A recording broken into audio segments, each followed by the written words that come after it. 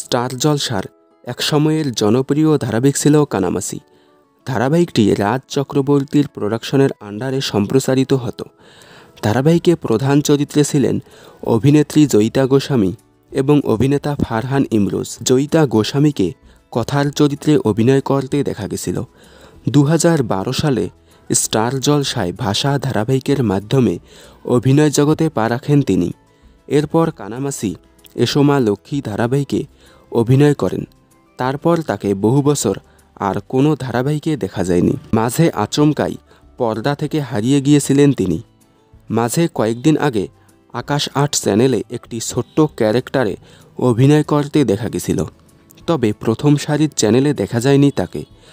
অবশেষে বহু বছর পর আবারও স্টার জলসার নতুন ধারাবাহিকে একটি প্রধান গুরুত্বপূর্ণ চরিত্রে ফিরছেন তিনি। এই খবরটি এর আগেও আমি একটা ভিডিওর মাধ্যমে বলে দিয়েছিলাম।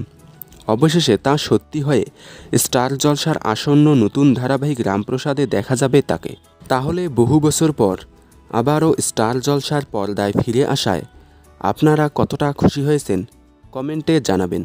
বিনোদন জগতের সকল আপডেট সবার আগে পেতে চ্যানেলটি সাবস্ক্রাইব করে রাখুন।